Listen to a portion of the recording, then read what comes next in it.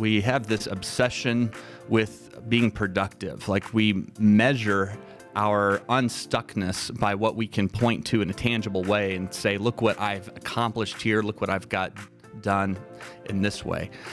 What I would argue in the book, and what I think is really consistent in the gospel, especially John 15, is that it's more about connection than production as a way to determine if you're in this season of fruitfulness or if you're living an effective life, if you're being true to what God's called you to do.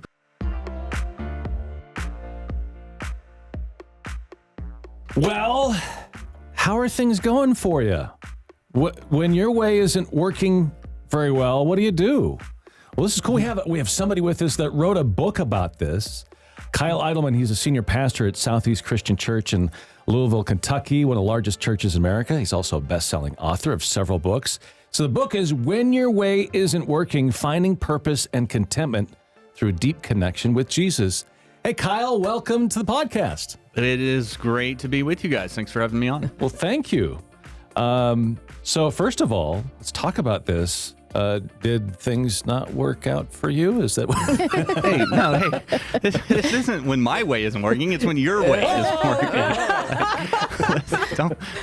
I know what I'm doing. I know what I'm doing with that title. I'm writing the book for other people. Yeah, that's what right. I'm glad one of us knows what we're doing. Hey, that's pastoring 101, right? Like right. It's the other people. No, actually, I started this book with this pastoral idea in mind that I was watching people just struggling, just fatigue and frustration, just worn out, more anxiety than I had seen in the past years as a pastor. And so the book started out that way, and I should have been a little more careful because when you title a book, it's a little bit like titling a sermon. You're kind of inviting the reality of that experience into your own life, right? If you're going to preach on patience, you don't say how to be patient. That just invites very trying and difficult week. And so I started When Your Way Isn't Working, thinking of a lot of other people that I care deeply about who were struggling. And then God, as I wrote the book, took me on some unexpected paths of frustration and discouragement that helped me write in a more personal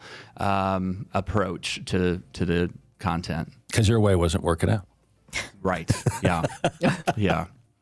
Yeah, and here's the thing about when your way isn't working, you're often the last person to know it. Like, you know, other people around you can see it, but it can be hard for you to see, and you can see when their way isn't working, but it's hard to see when your own way isn't working. And so I began to hear from people that know me well and care about me, things like, hey, you just haven't been yourself lately. Are you sure you're doing okay? And then finally, a buddy of mine was like, hey, you need to talk to my friend who's an executive coach. And I'm like, oh, okay, I could talk to an executive coach. That sounds like an important thing to do. And I get on this phone call with this executive coach, Zoom call, and 10 minutes into it, I'm like, you're a therapist. You just call yourself an executive coach so people like me will talk to you. But you know, I immediately began to recognize as I talked to him, you know, here's some things in my life that I really needed to give some attention to and needed to address. Good stuff. I know so many people, I'm one of them, that adulthood, the biggest struggle, one of the biggest struggles is just getting stuck. Like you're just stuck. And I was just talking to my husband about this the other day. It's like, you know, like you wake up, you go to work, you come home. In my case, I work a little bit more there. I, do a couple of chores. I cook dinner. I go to bed. Rinse, wash, repeat every single day. And you realize you're just spinning your wheels. You're not getting anywhere. You're not really accomplishing anything, personally, professionally. Like how do we move that past that? Because I feel like that's kind of an indicator that things aren't working so well when you find yourself in a rut. Yeah, that's a great question and observation, really. I think it's especially true when you're in your 20s, right? Because you don't always see the cumulative effect of things you're trying to be intentional with. And as you get older, you begin to recognize here's some fruit that came out of that in the moment seemed to be a little bit of a treadmill. I think, though, for most of us, we have this obsession with being productive. Like we measure our unstuckness by what we can point to in a tangible way and say, look what I've accomplished here, look what I've got done in this way. what I would argue in the book and what I think is really consistent in the gospel, especially John 15, is that it's more about connection than production as a way to determine if you're in this season of fruitfulness or if you're living an effective life, if you're being true to what God's called you to do. And so when we focus on production, it can often feel like we're stuck. It can often feel discouraging because production doesn't always come as quickly as we hope it would, or we don't see those tangible things the way we hoped we might. But connection, connecting more deeply to Jesus and with other people, is in the long run the most effective way to gauge my purpose, and that's just harder because you can't measure connection in the same way. Like, here's a quick example of how I think of this.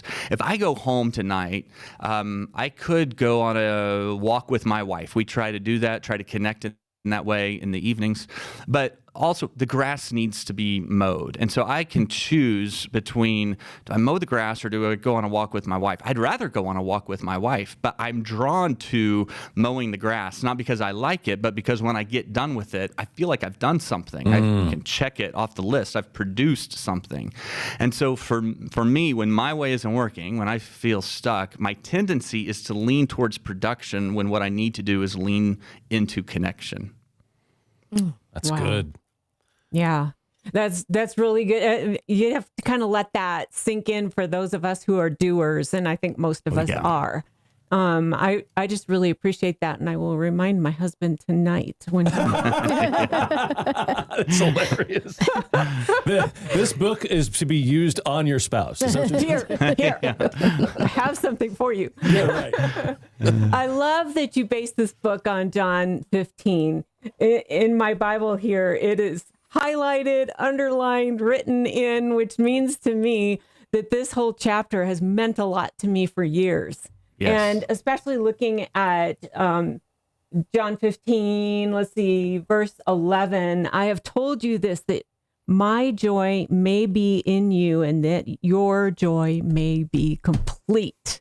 And to think that you've based your book around that very thought is just wow. You know, I need to see what's between the cover here, and my joy being complete, being a goal is, well, that's exciting. Yeah. And it's helpful to think of the context of where Jesus is speaking this. So they are right outside of Jerusalem. They finished their meal in the upper room. They're moving towards the Garden of Gethsemane, cool of the evening. Jesus knows what is going to happen to him that night. He knows he doesn't have much time left with his followers. And they're walking alongside these natural vines with sprawling branches that are along the road there outside of Jerusalem. And as Jesus thinks about, okay, what's the one thing I really want them to remember and not forget, he uses this metaphor, which I would call a controlling metaphor, meaning that it's something that you can apply to every part of your life for all of your life. And Jesus says, I'm the vine, you're the branch. If you remain in me and I remain in you, this is verse 5, you'll bear much fruit. Apart from me, you can't do anything. Apart from me, your way's not going to work. You're going to experience frustration and challenge. You're going to be worn out and tired. You know, he's given them a mission that is impossible unless they stay connected to him. And so he speaks of himself here as the true vine. And he tells them, I think 11 times in those verses, stay connected, or the word might be abide or remain. But he's saying, you be the branch and stay connected to me as the vine. And then the verse that you read, verse 11, and if you do that, my joy will be in you, and your joy will be complete. That the path to joy, even when life is hard, which life was going to be really hard for those followers of Jesus, for those disciples, is this intentional recognition that I'm a branch, and on my own as a branch, I'm not going to find joy. I'm not going to find production. That means my job as a branch is to focus on the connection to the vine. Just being connected to God. And that's pretty powerful when you think about, for those, we do think about, what have I accomplished? What have I made? But the most important thing is just being connected to him. Yeah. That is so flipped over for a lot of people. Oh, yeah. And I think where you're getting at is true connection to him is where production comes from. Right. Yeah. So like this is where I get in trouble as a pastor is I get my focus on production and almost as I would never say this, but almost as a way to connect. Like if I produce enough good over here, then that earns me connection. Right. And so that gets dangerous quick, as opposed to saying, if I focus on connection, then production's going to come. And so my tendency, and I think there are a lot of folks like this, is that I'm going to cheat connection because I care about production, and that just, that always turns out in exhaustion and then frustration. Like you're just worn out and you're tired and you're not seeing what you hoped you would. And so understanding that God isn't looking for production as a way to earn connection, but rather when we prioritize connection, that production begins to happen, that he promises us this growth or this fruit will begin to show up. That connection involves surrender. And I think a lot of people are afraid to completely and totally surrender to God because that means giving over control, because the thought is, oh, you're going to send me to Africa, or you're going to do something crazy with me. What do you believe is one of the biggest misconceptions about surrendering to Jesus? I think that surrender, to your point, is often associated with loss. True. Right. Yes. That if I surrender, I'm giving up. And in a sense, you are giving up. But what the gospel does, Luke 9 comes to mind, is it turns this upside down. That in losing we find life. That in surrender, we discover victory.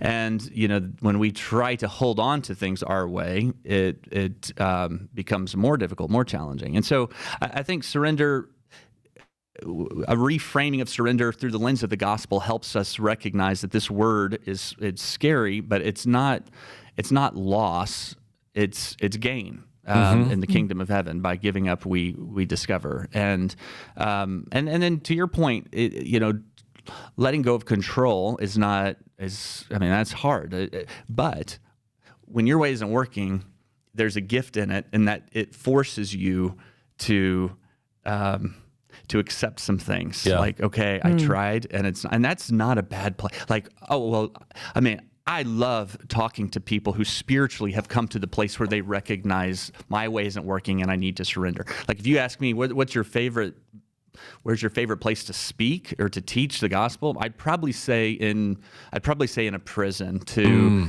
inmates, because they're not confused. Like they understand their way hasn't worked, their way isn't working, and their ability to receive something new, a new way of doing things, is so much more significant, right? It's you don't have to fight through all these guards of defensiveness or minimizing or justifying, because it's just clear. And so spiritually, what comes to mind is blessed are the poor in spirit. There's a blessing that comes when you recognize your own need, your dependence on God. The other thing I would say about surrender is that I was slow to recognize is that it doesn't happen by yourself very well. Like, what do you mean by that? I think I have throughout my spiritual life tried to practice surrender in isolation. There's something about surrendering in front of other people that invites accountability and also encouragement and support. And so there's something to this surrendering in community that allows it to take root. Let me give you a quick connection to the text of John 15. Jesus says, "I'm the vine," and he doesn't say you're the branch. He says you're the branches. There's this plural reality to it. Oh, this was so cool. When I was studying this, I went to a vineyard and I was asking the guy who ran the vineyard. There's a name for this. I forget the guy's The vineyard guy. The vineyard guy. Yeah. When I was talking to the vineyard guy, he was explaining that a branch connected to the vine by itself won't stay out of the dirt. it'll just get into the dirt and then it can't grow fruit. So that the vineyard guy's job is to take that branch and if it's with a trellis, they weave it into the trellis, but they weave it together with other branches, and the branches support one another, keep it out of the dirt, and by staying connected to the vine and staying interwoven with one another, it allows them to bear fruit. And I thought, man, that is a great picture of the way God created us to live, where we stay connected to Him, but we don't do that in isolation. And I just think that's true with surrender. When you can include a few other people on that journey, it gives you strength to stay connected. It's not just a you and God thing. It's a you and believers and God thing. Wow. I so appreciate the progression in your book, going into when your way of parenting isn't working, when your job isn't working, and marriage isn't working. So I want to make sure we touch on all of those. So just moving on to when your parenting isn't working. Wow. Some of the most difficult, frustrating, all those adjective moments in my life have been, am I doing this right? Where am I blowing it? I know I'm blowing it. So how can we as parents use the principles outlined in your book, When Your Way Isn't Working, to help our children and me and navigate the situations and find purpose and contentment in our lives?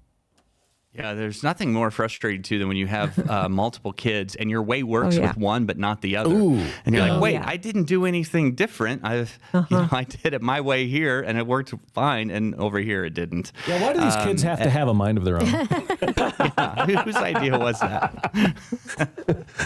I know that the challenge for most of us in parenting, I have 4 kids. My youngest is just graduating from high school, going to college this next semester, is the patience of seeing God's way grow fruit, that we don't always see the immediate response. So we start to surrender some of these things over to God. We begin to make parenting more of a prayerful journey. We focus more on our connection to our kids and our connection to God, and we trust Him with a little bit more of the outcome. But the problem is, or the challenge is, that it takes time. It takes time. And now that I have kids who are aged 25 to 18, one of the things I encourage parents with who are kind of in the middle of it is, trust. Trust. That's part of surrender, by the way. But trust that as you walk in this with God, that He's working in ways that you can't see, that you can't expect, and it might not be your timetable, but trust His. And I think that connection allows you to see parenting as a partnership with God. When I'm focused on production, but I'm not connected to God, I'm putting tremendous pressure on me, and a lot of pressure on my kids, which is bad for our relationship. But if I'm staying connected to Him, then I'm starting my day differently. I am praying for my kids. I'm asking God for wisdom and for help. My ability to trust Him when they don't do or react the way that I'm hoping they would, like all of that changes. And so connection invites a parenting partnership with God that affects everything. The challenge is it doesn't always seem directly connected. Like you have to trust it. Like that's what's hard, right? Is you have to trust that time you're taking to connect is impacting the fruit that will come in due time. Yeah. I so appreciate you using that word trust, because the flip side of that is fear. Yeah, that's good. And yeah, that's right. what overflows to your kids. I'm sorry, Misty, go ahead. No, it's okay. Sorry. I was going to say, I would think that there's also, the temptation. Well, just like you were talking about with your wife earlier, do I cut the grass? Do we spend some time together and go for a walk? In this go world, as parents, man, and especially in multi-child homes, like we've got to get them to school, and then there's football practice and volleyball practice, and then get them home, and everybody has to do their homework while I make dinner, and then while we're, after I get them into bed, I got to get the laundry done. So then you look back at your day and you're like, man, we were really productive as a family, but did I actually connect to my children? So what advice do you have for parents who might be struggling in that area?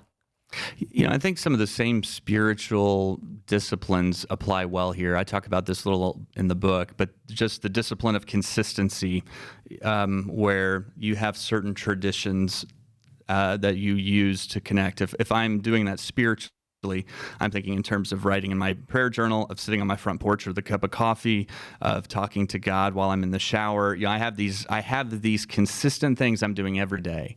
And I think the same is true in parenting, that you want to establish some of those consistent patterns. I think of, taking my kids to school, or if you're picking them up, that you're using that time in the car as connection time. And not just connecting to them, but connecting to God with them.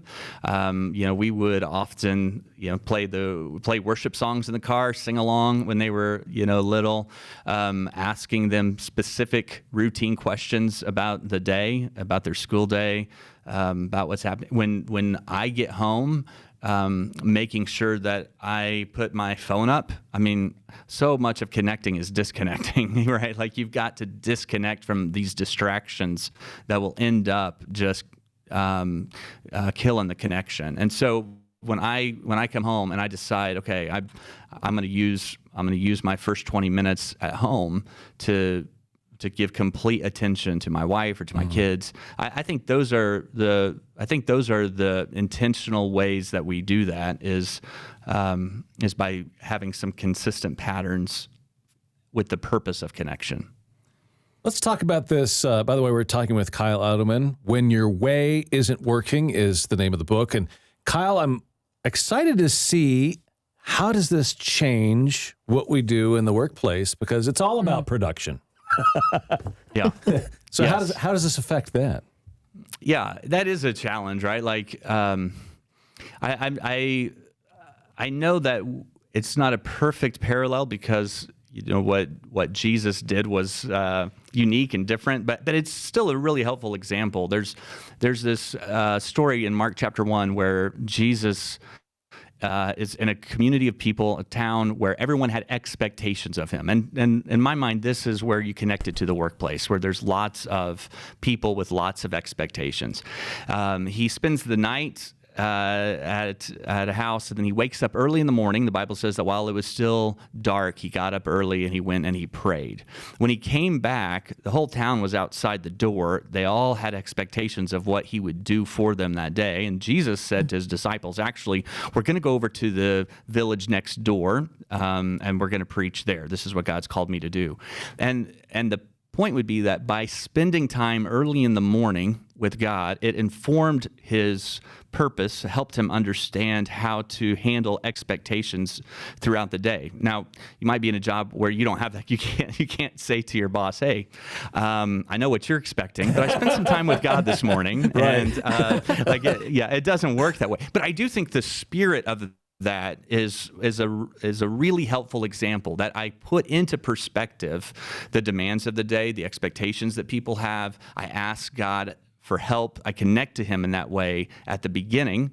I don't sacrifice that time because of the pressures and the stress of what's happening at work. I also think of Mary and Martha in what is that, Luke 10 or Mark 10, where Mary's sitting at the feet of Jesus, where Martha is busy and distracted with many things, and Jesus commends Mary for taking the time to connect. So, I know that some of that is taken from us. Like we don't always get to pick and choose that. But by prioritizing it, it's a little bit like eating right and exercising. By doing that well and right, it affects all these other areas of your work life. And so spiritually recognizing that connection. And then, of course, the Bible says in Colossians that, doing all you do for the glory of God. Mm-hmm. I think establishing that connection at the beginning allows you to have that mindset, which really changes how you approach your job and your workplace and your relationships. I think it's one thing to understand that we need that connection, and then we get involved in our workday, and it's like, okay, what are we wanting out of this day? Well, one thing, you want to be successful at your job, and you want, stability in a job environment. So how do we take those things and then balance it with that need for connection? Well, I think using those things as a form of worship allows it to be a connecting opportunity. So one of the stories I tell about is being at a park, and I heard this guy whistling an old Christian song that I hadn't heard in years, of "This is the day that the Lord has made." You know the song? Yes. Yeah. Okay. Oh, yeah. I'm not going to sing it, but you've got it in your head. Actually, I hear come this on, guy come on, whistling let's it. And I said, That's an earworm. and I look around and I see who it is, and it's this guy who is working in a porta potty service where he is emptying the porta potties, and he's whistling, "This is the day that the Lord has made. I will Wow. rejoice and be glad in it." Yeah. And the dichotomy there just convicted me, but the idea that what I do can be done for God's glory, what I spend my time on can be an act of worship, and then that can connect me to God. It's how I approach it that allows it to be either a distraction or a connection. And it sounds funny, but I recognize how true that can be for me as a pastor and preacher. Like, there's this weird thing that I can spend my time studying God's word for the purpose of a sermon and not allow it to connect me more deeply to God if my heart isn't right, if my mindset isn't on connection. But I could do the same thing, study God's word for the purpose of the sermon, and that can connect me much more to God, a much deeper connection, have a much greater impact spiritually, because I'm looking at it through that lens, because I'm using it as a time to serve that purpose. And so I think having that mindset, asking God to give that to you, anything can become that, but it's probably fought for outside of that task or outside of the job. Yeah, I think we all relate to that, even in what we do. You know, it's about that word, intentionality, as we show up every day, remembering why, and what is this all about? And how are we going to bring glory to God?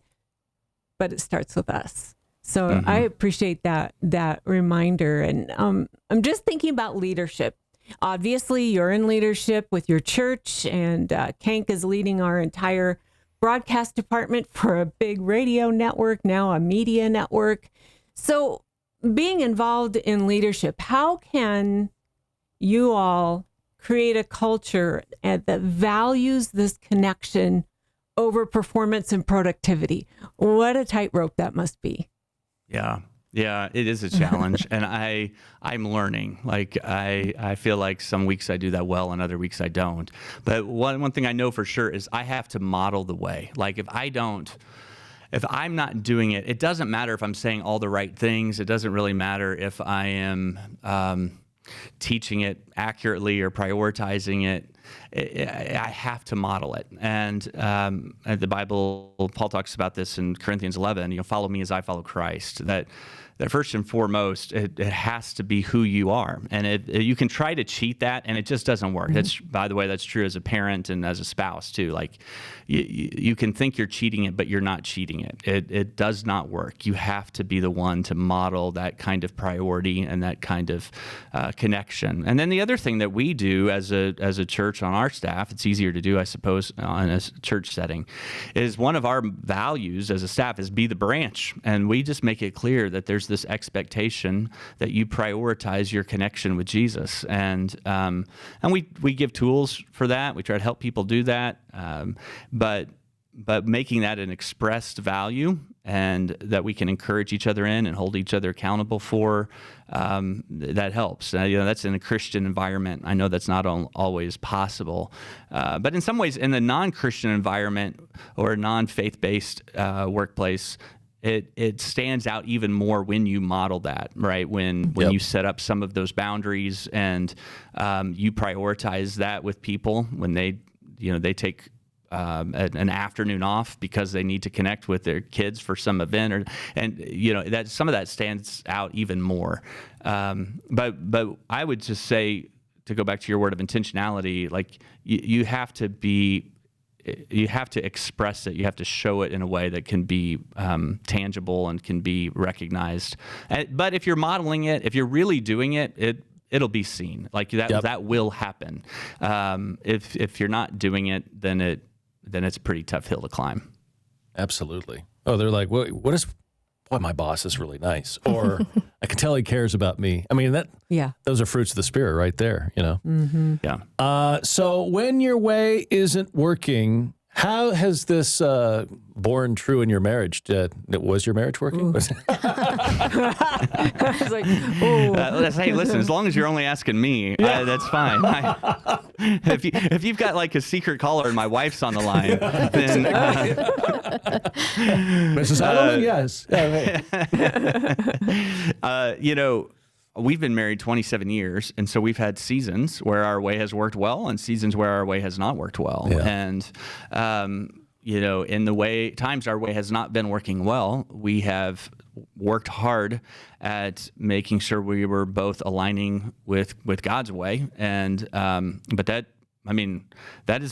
challenging. That's difficult. So here's what I would say, that when I'm connecting with Jesus, I'm learning how he loves me, which informs and inspires how to love my wife. Like the most effective thing I can do as a husband is to walk closely with Jesus, because then I'm on the receiving end of his grace. And that makes me much more gracious, with my wife. When I understand how he sees me, and he sees me without blemish or defect, then why would I look at my wife and be critical or be demanding? When I see his generosity towards me, that he gives so freely, then how can I give to my wife with an expectation of something in return? Or how can I give to her in a way that's transactional rather than generous? And so all of that informs my relationship with her. It's to the degree that my wife can tell by the way I am as a husband if I'm connecting with Jesus the way that I should be. Wow. Like she knows.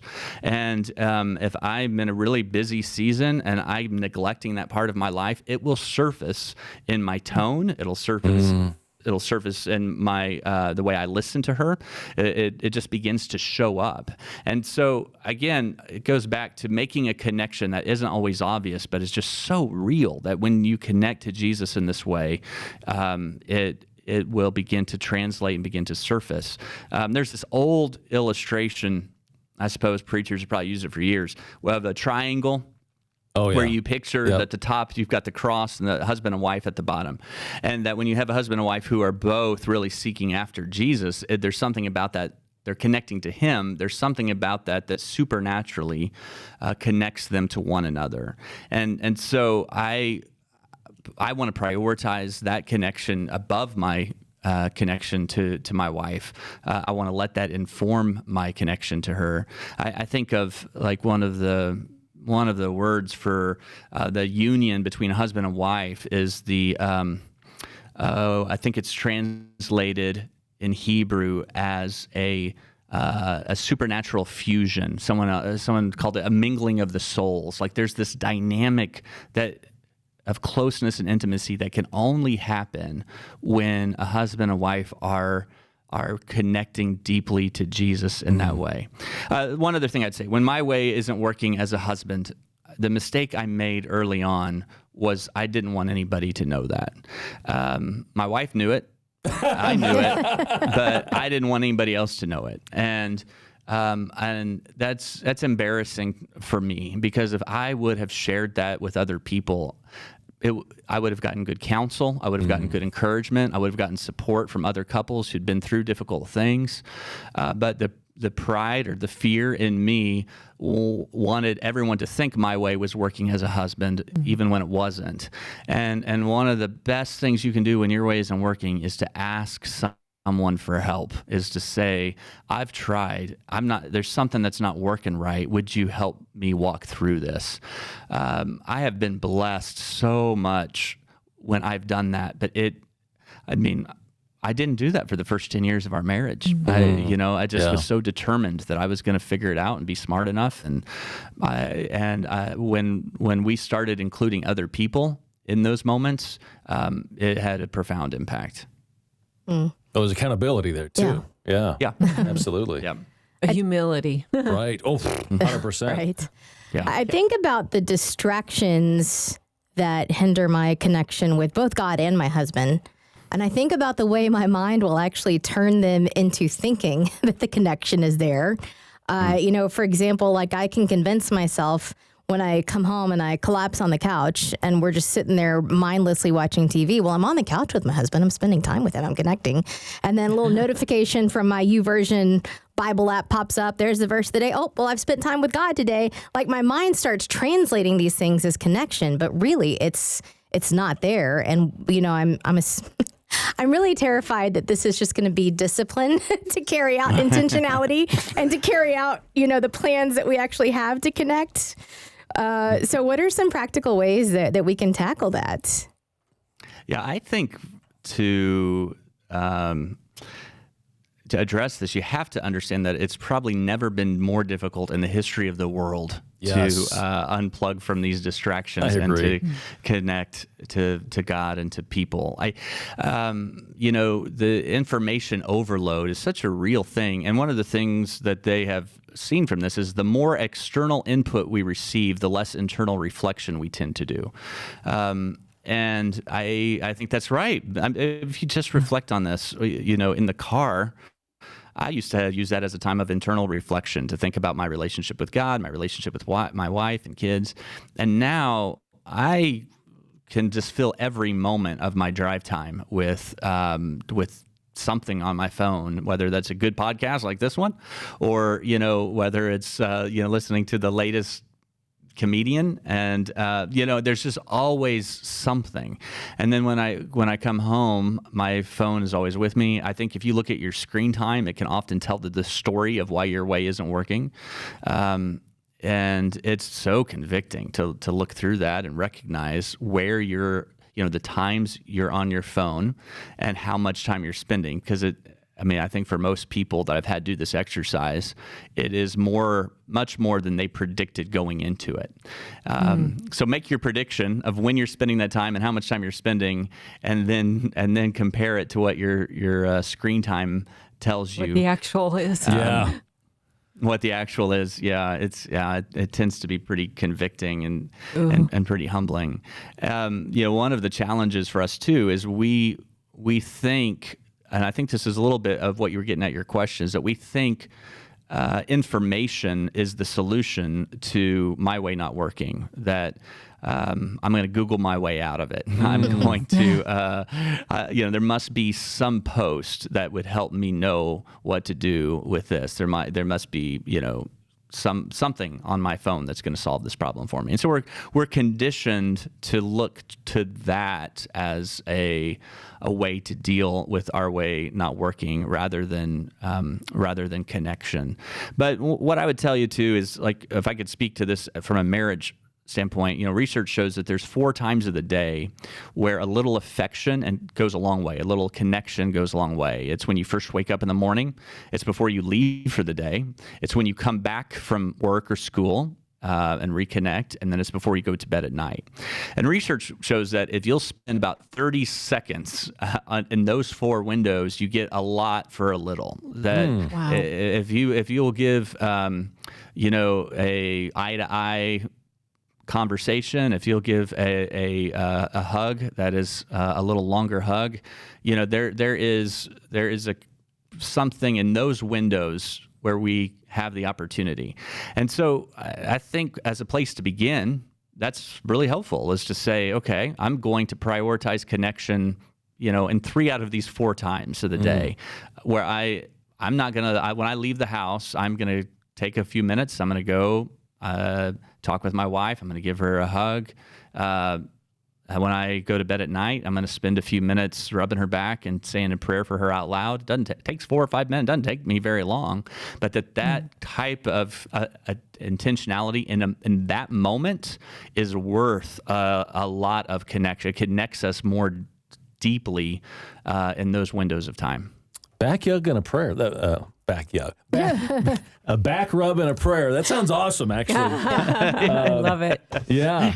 It's interesting. You brought up the distractions, Misty, and Kyle, you were talking about, the screen time and how much time we're spending on there. We actually had a conversation about this the other day that, by the way, in radio, dead air is a bad thing. You're supposed to have something constantly filling what's going on. Okay. You're supposed to use, so, but dead air in your day is a good thing. And if you're constantly with this thing, do you ever have an opportunity to hear from God? No. I mean, it's constantly filled 24/7. Yeah. So even if I wanted to hear from him, there's no space there for it. So, and then how can you trust somebody you don't ever spend any time with? Yeah. So I totally get where you're coming from. This makes a lot of sense. And it's like as the years go by, the comfort builds and we start to let those little things slip away. True. And they're so important. And they really are little things, but they amount to so much, right? Mm-hmm. Yeah. Yeah. And I think that those relationship principles, they are helpful. We recognize how true that can be, with a friendship or a marriage relationship, but it's very consistent spiritually that it requires time. Like you can't expect there to be a closeness or a deeper connection if you're not putting any time or effort into it, that it requires that kind of intentionality. Absolutely. It's good. Just curious, can you provide some practical tips or advice for couples looking to integrate faith into their marriage? Oh, that's good. How do we spend time together with him? Yeah, well, I would love to hear what you guys say on this. I talk a little bit in a book about how my wife and I have begun to prioritize this in a more organic way. So we used to schedule it, and we still do. We still try to have times, as I referenced, like in the morning when we first wake up, we'll take a few minutes, although she's not much of a morning person, so she likes a little space in the morning, I've learned. It's after 20-some years. But at night, we have, we try to take some of that time after the kids go to bed. But we've worked harder at doing this organically, meaning that when we go out to eat or when we're in the car, we'll try to have conversations that are a little more intentional, but not necessarily planned. And here's some ways that we've done that. We'll have questions. I keep on my notes app on my phone. I keep just random questions I want to ask my wife. Ooh, that's good. Sometimes it's a question about her. It's a question about the kids. Sometimes it's like a little bit more practical about what's going on in the home. Oftentimes it's about my job. Like, hey, what do you think about this decision or about this direction? Sometimes it's just something, that I, have. What if we went and saw this movie together? And have you seen the previews for? Sometimes it's like that. But any kind of question brings connection between a husband and wife because it shows value. It shows honor and care, and so I think questions have a lot of power, a lot of connection power. I underestimated that for a long time as a husband, but and then my wife has these cards. I'm sure you've seen them. She uses an app as well that I could not tell you the name of off the top of my head, but where they provide kind of connection questions for you and your spouse, and some of them are cheesy and corny, but whatever, even that can be fun. But they go through questions that you might think you would ask on dates when you're getting to know somebody, but sometimes if we are sitting at dinner and we have a few minutes and we're not talking about anything too pressing, she'll pull those out, these conversation starters, and we'll just ask each other these questions about favorite memories, about, what frustrates us these days, and I just think anything like that prioritizes connection and communicates intimacy. So to me, that's helpful. I would also say, worshiping together is there's something really powerful about that.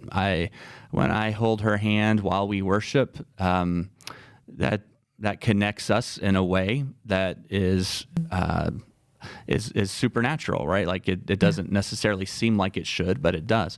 I had a buddy of mine text me a week or two ago, and I had really challenged. He's in my men's group, and I'd really challenged the guys to pray out loud for their wives, and and he just had found this to be really difficult and challenging.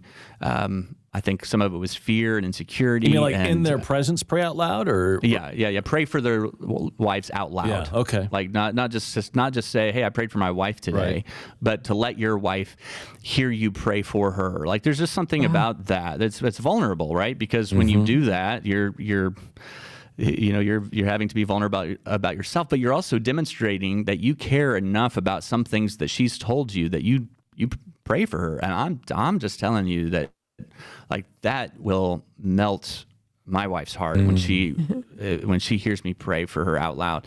But he sent me a text and he said, hey man, I've been trying to do this. I just can't seem to bring myself to do it. He said, but I started just writing a little prayer note to her and leaving it on the bathroom sink every morning. And he's like, does that count? And I'm like, yeah, bro, that counts. That absolutely counts.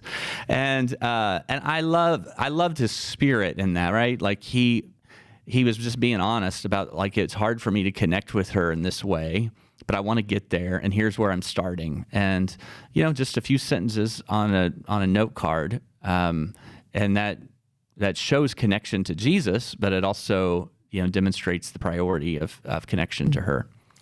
I have a sneaking suspicion my wife would love this if I did that. Becky would flip. I would treasure each and every note. Yeah, exactly. Hey, just make sure you cut this from the program so it can be your idea. Don't include it. Although some people have been praying out loud all along, Lord, would you help her? It's a little bit different. That's not exactly what we're talking about. Hey, the other thing is to start slow. Like if you do it 3 days in a row, you're setting yourself up for an like you want to start like once every week and a half. Keep the bar low and then just kind of build on it. Yeah, because after a while it's like, where's my note? I'm not listening to this bro conversation. I just know.